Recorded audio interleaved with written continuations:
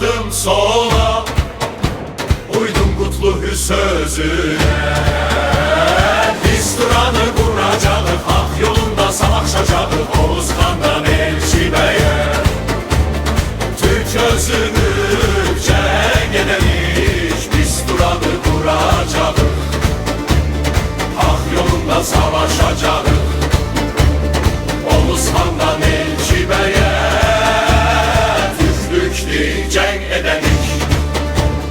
Oğuz atam ox attı, Bozqur gəldi yol eylədi.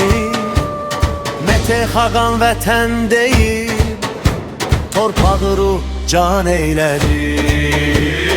Restoranı kuracağız, hak yolunda savaşacağız, Oğuz Xandan Elçibəyə. Türklükdür ceng edenik, biz duranı kuracağız, hak yolunda savaşacağız, Oğuz Xandan Elçibəyə. Türklükdür ceng edenik. Atilla'nın qılıncıyla titribdir Roma Bizans. Bilge Xaqan daşda yazdı, ey Türk titrə özünə dön. Biz duranı kuracağız, hak yolunda savaşacağız, Oğuz Xandan Elçibəyə. Türklükdür ceng edenik, biz duranı kuracağız, hak yolunda savaşacağız, Oğuz Xandan Elçibəyə. Türklükdür ceng edenik. Toğrul beydir Selçuk soyu, Alparslandır qurduq toyu.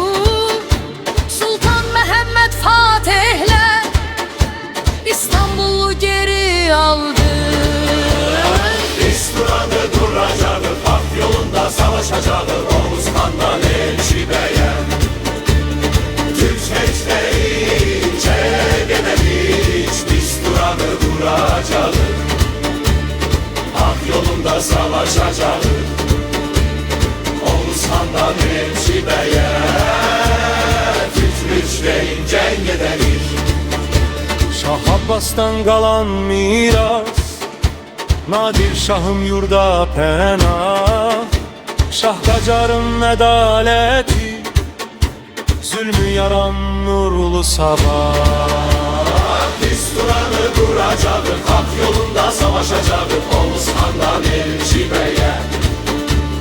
Türklükdür ceng edenik, biz duranı kuracağız, hak yolunda savaşacağız, Oğuz Xandan Elçibəyə. Türklükdür ceng edenik.